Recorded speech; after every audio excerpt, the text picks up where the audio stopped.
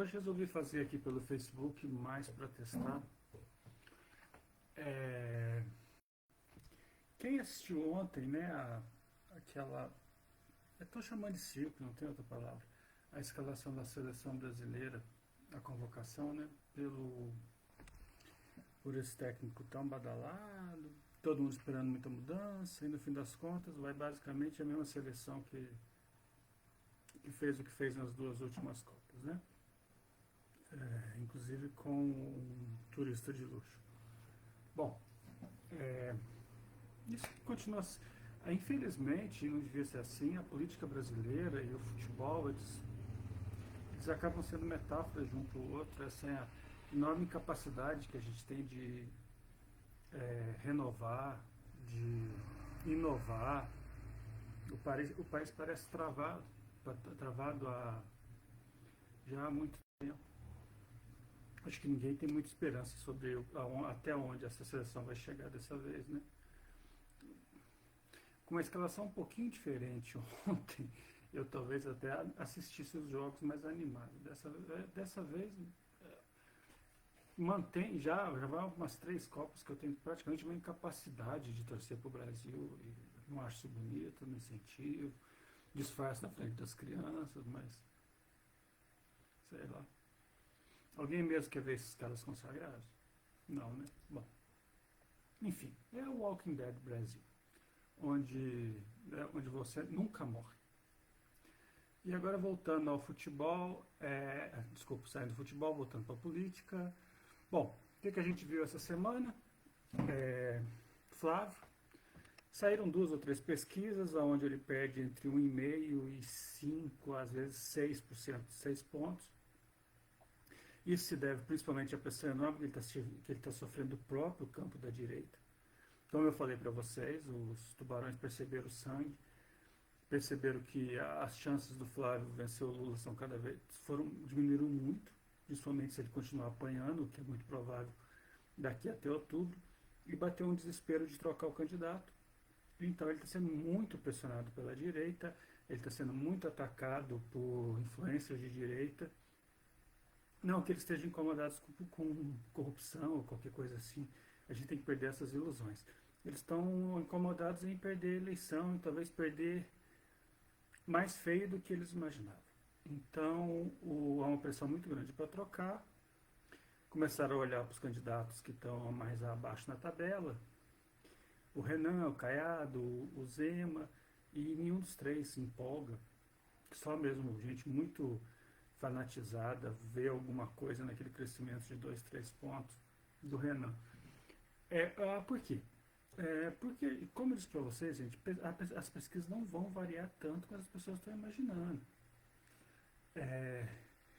Tem um piso muito forte no bolsonarismo que, enquanto não houver um outro candidato, claro, enquanto não tiver uma outra pessoa sendo sagrada, a maioria desses votos não se transfere.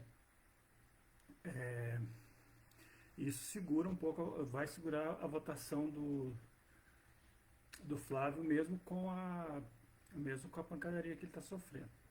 Bom, do outro lado, a gente percebe o Lula está num outro fenômeno. O Lula está estrangulado entre um piso e um teto muito próximos, que estão numa faixa que é o suficiente para ele vencer a eleição, mas não com segurança. O piso e o teto do Lula são muito próximos. É muito impressionante isso. Quer dizer, nem é tão impressionante. O cara está... Né, seria o 4º mandato. Então, ele está ali muito próximo de 50%. Ele não precisa de 50% para se eleger, se elege com um pouco menos do que isso. Ele tem o suficiente para se eleger. Só que esse é o piso e o teto, e quando você idênticos, e quando você tem essa situação, é mais fácil quebrar o piso do que quebrar o teto.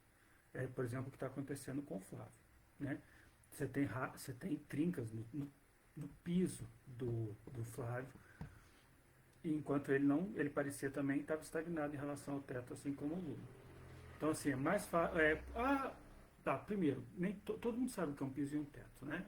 Piso é o mínimo de votos que se espera que um candidato tenha com base na adesão dos eleitores. Pelo que já se sabe, assim, eleitores que já decidiram seu voto, eleitores que normalmente votam naquela corrente política ou naquela pessoa. É, o veto ao outro lado também influencia na formação do piso. Então, o piso é basicamente os votos consolidados. E o teto é o que são aquelas pessoas que poderiam votar nele, mas não necessariamente vão votar. É os eleitores pela qual se briga. Lula devia ter ganho, devia ter conseguido subir seu teto nas últimas semanas. Por quê?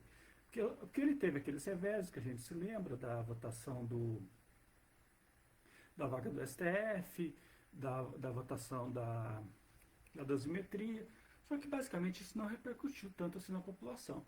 Em seguida, o noticiário positivo do Lula veio muito forte. Ele tem a viagem aos Estados Unidos, ele tem a renegociação das dívidas. Ele é um noticiário, nas 2 últimas semanas, o noticiário do Lula é totalmente positivo, apesar dele estar eclipsado pela discussão sobre o Flávio. Mas mesmo assim, o que a gente demonstrou é que esse noticiário positivo intenso não conseguiu subir muito a intenção de votos dele. Ou seja, ele está batendo, ele está preso entre o teto e o piso. Bom, e boa parte do que eu vi de comentaristas, de jornalistas, principalmente imprensa paulista, imprensa carioca, que não são lá muito fãs de Lula, é que eles estão muito desesperados para conseguir um outro candidato. Eles não pensam o veto ao Flávio como uma adesão ao Lula. Eles pensam o veto ao Flávio como uma necessidade de se arrumar um outro candidato, se fala novamente em terceira via, blá blá blá. Gente, eles são em 2 turnos. Vão 2. Podem sair quantos quiserem, tendem a sair entre 5 e 8. 2 vão para o segundo turno. É isso. Isso é a fonte da polarização. A polarização do Brasil ela não é ideológica, ela é uma questão de torcida. É porque a maneira como a gente construiu o nosso sistema político levou as pessoas a terem uma identificação muito forte com campos políticos que vai além da discussão de ideias, da discussão do debate político. Virou fla-flu mesmo, entendeu? Você torce a favor ou torce contra. Então, há um limite em que os eleitores podem transacionar para um lado ou outro. E como toda torcida, para ficar mais divertida, ela tende a ser meio a meio. Entendeu? Né? Os estádios mais animados são aqueles em que a torcida está dividida meio a meio. E onde tem mais briga também. Bom, isso a gente pode notar um fenômeno não só brasileiro, em boa parte da América Latina, em boa parte do mundo, eleições presidenciais muito apertadas, muito apertadas mesmo. Isso é por quê? Por causa do fenômeno da espectralização. Desculpa. Enfim, a política virou só um espetáculo. As pessoas assistem como entretenimento, participam disso como elas participam, acompanham o Campeonato Brasileiro, como acompanham o final da novela, como ficam discutindo se o final da série valeu ou não valeu. Isso divide as pessoas. Enquanto tiver se alguém levanta a mão e diz vermelho, o outro levanta a mão e diz amarelo, porque as pessoas são empurradas para isso. Bom,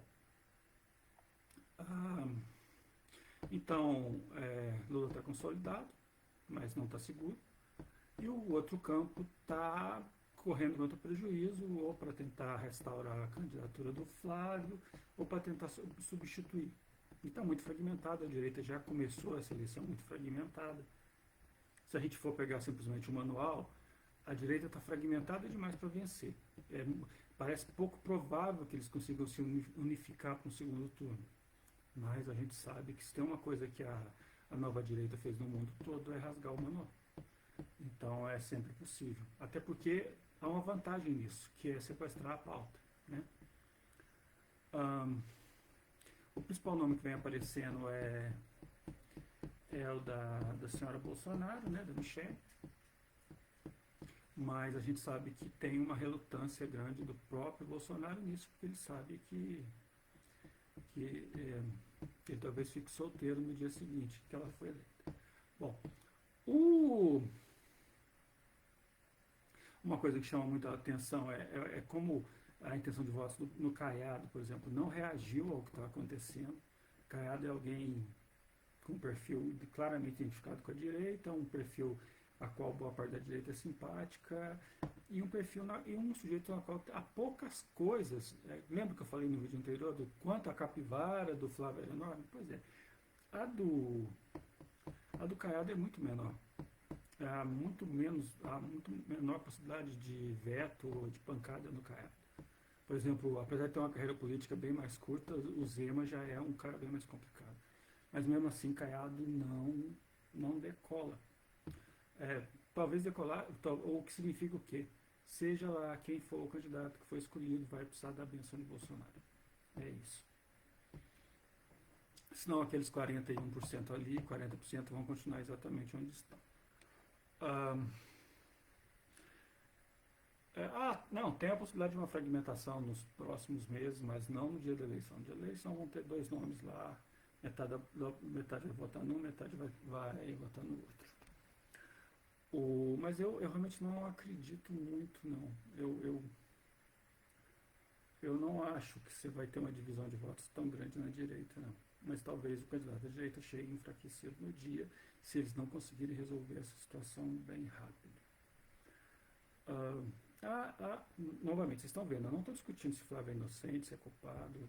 Eu não sou juiz, eu não sou delegado, eu não tenho as provas. Eu conheço a biografia e ele não tem uma biografia abonável, né? Ele é o cara das fachadinhas, ele é o cara das mansões, ele é um político do centrão, bem típico, ele tem aquelas relações com as milícias no Rio de Janeiro. Então, assim, em política, ele não é réu primário, né? Mas, e vem assustando a maneira como ele se nega a mostrar o tal contrato. Ou os valores do filme, que são muito altos, não adianta dizer que não são, porque são muito altos. Ali ninguém está fazendo Guerra nas Estrelas, ninguém está fazendo Parque dos Dinossauros. Há 1 ou 2 anos na vida do mito não tem como ser uma superprodução, né? É um filme pode ou não ser de qualidade, mas é um filme de um orçamento mediano, que não justifica os gastos que eles dizem que estão tendo. O que justifica esses gastos, bom, talvez comprar mais algumas casas, talvez fazer lobby nos Estados Unidos, alguma coisa por aí. Não sei o que. Olha, gente, é só procurar um noticiário. Eu sei que o pessoal da direita é avesso a ler mídia convencional, o pessoal da esquerda também, todo mundo prefere ler só suas cartilhas e tal, assistir só seu blogueiro favorito, tarará. Mas dá uma olhada, você não precisa concordar com os comentaristas, você pode simplesmente ver os dados, as informações. O dado técnico é bem simples. O Banco Master doou um valor que é 10 vezes mais, não, desculpa, ele doou um valor que é aproximadamente 10% para o filme do que ele conseguiu de investimento vindo do governo do Rio de Janeiro, que é um governo do PL ligado ao senador Flávio Bolsonaro. Então, assim, não tem como não dizer que seja, não é dinheiro público. Não, o dinheiro do Master, ele pode ser tudo menos privado. Bom, mas enfim, como eu disse para vocês, não é esse. O problema todo em relação ao Flávio não é se ele é culpado ou inocente, porque o eleitor brasileiro não liga para isso. O problema todo é que as pessoas estão morrendo de medo de perder a eleição. Eles estão querendo trocar ele da mesma maneira que trocam um técnico de futebol no meio do Campeonato Brasileiro. Trocam do mesmo jeito que se pressiona para vender o jogador que não está rendendo. É isso. A lógica é só essa. Eles querem uma substituição. Pode ser até um outro cara tão suspeito quanto, mais ou menos o meu perfil, ligado a mais ou menos as mesmas coisas. Só não pode ser alguém que pareça que não vai entregar o título no final. E Flávio está parecendo que não tem condições de entregar o título. Enfim, Minas. Minas, como eleição após eleição, A esquerda aqui continua vendo navios, esperando, como é que um amigo meu de Belo Horizonte disse, Lulô, esperando Lulô. Enfim, Lula tem que decidir qual é o palanque dele em Minas. Há boatos de que o Calil é um pouco avesso a ser o candidato oficial do Lula. Talvez ele se anime um pouco com a fragilização da direita, não dá para saber. Tem mais uma outra opção, tem, tem uma aproximação mais ao centro com o MDB em Minas, tem algumas possibilidades. Enquanto isso não for definido, a gente é sempre complicado falar da eleição em Minas, até porque o campo da direita continua a ver ao Cleitinho e o Cleitinho é o candidato disparado favorito em Minas, bem difícil de ser batido se ele continuar se ele continuar na cédula. Bom, é só. Hoje era só para voltar isso e usar um pouquinho o Facebook. Outro dia a gente conversa mais um pouco.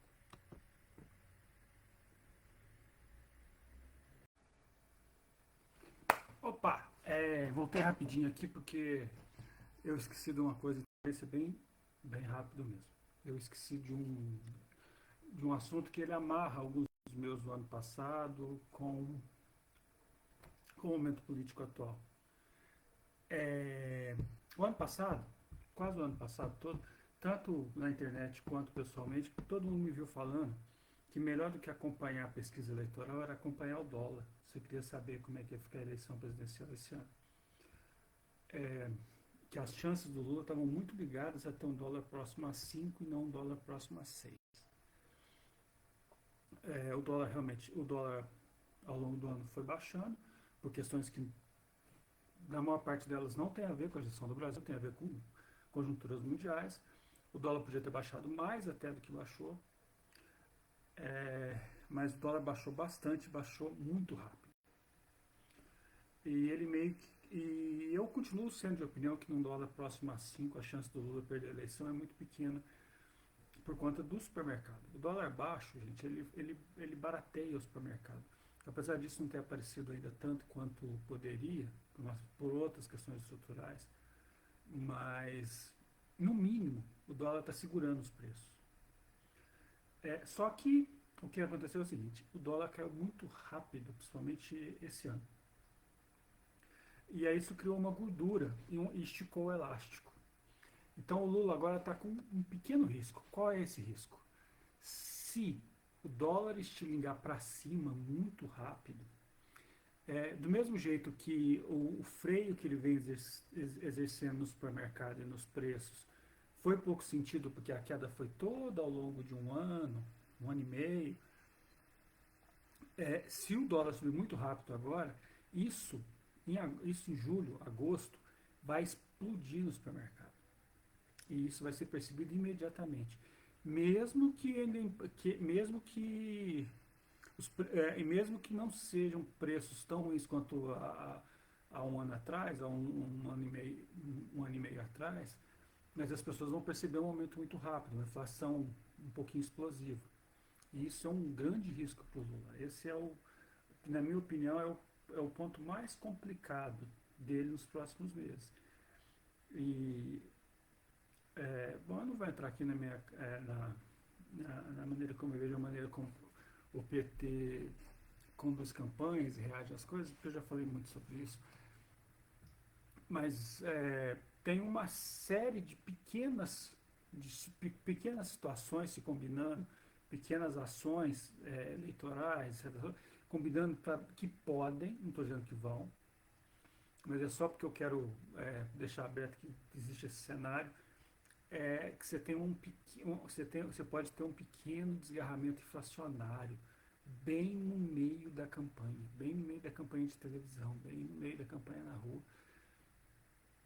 E isso pode ser bastante complicado para o Lula, principalmente se a direita já tivesse resolvido até lá. Como a gente sabe, novamente, uma eleição extremamente apertada. O Lula com um teto e o piso colados, como eu falei no vídeo anterior. Isso pode empurrar o Lula para o próprio piso, ou até dar umas trincazinhas nesse piso dele. a acompanhar. E na verdade, como todo brasileiro, eu torço para que o dólar continue caindo e para que a inflação não suba.